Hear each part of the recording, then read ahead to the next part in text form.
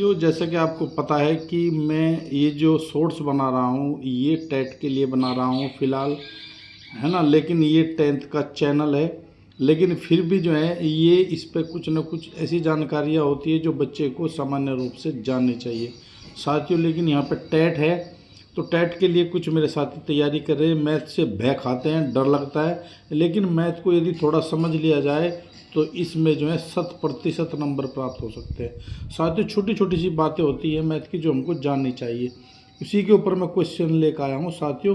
जो है संख्या देता है वो रूप, मानक रूप पूछ लेता है कि इसका मानक रूप क्या होगा। जैसे कि आपके सामने क्वेश्चन एक दिखाई दे रहा है कि देखो कुछ संख्या लिख रही है और उसके नीचे कितनी जीरो लगी हुई है, तो इसका मानक रूप क्या होगा। तो साथियों से करने का तरीका यह है, यदि देखो यहाँ पे संख्या आपकी देखो ये दिया है 62 और इसके नीचे जीरो लगी हुई है। यदि संख्या आपके यहाँ पे 2 दी गई है, आपको एक संख्या छोड़कर आपको पॉइंट लगाना है।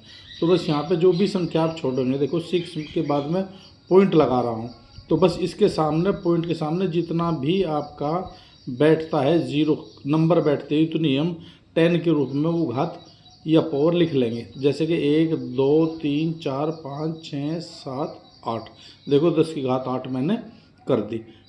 इसी तरीके से आप दूसरा क्वेश्चन, यदि आपको पॉइंट 0.0008 के रूप में हो गया, तो इसमें हमें ये देखना है कि देखो पॉइंट के बाद में कितनी संख्याएं दी गई है, हमें उतनी ही घात माइनस के रूप में लिखनी है।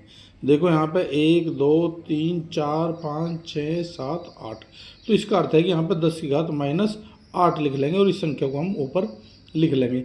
इसी तरीके से देखो इसका बिल्कुल उल्टा आ सकता है कि 2.5 10 की घात 4 की को संख्या के रूप में बताओ कितनी बैठेगी, यानी कि ये संख्या कितनी बैठेगी। इसमें भी हमें यही करना है कि दशमलव के बाद में देखो 4 अंक आने हैं, बस 2 को छोड़ देना है, दशमलव के बाद में 4 अंक। तो देखो यहाँ पे ये तो 25 दशमलव के बाद में 5 तो लिखे जाएगा, तो देख लो गिन लो कितने होंगे, 1 2 3 और 4। तो इस तरीके से हम लिख सकते हैं। और यदि माइनस के हैं तो देखो दशमलव यहाँ पे, यानी कि एक अंक को छोड़कर हम साथ ही आपके यहाँ पे दशमलव के बाद अंक लेने हैं।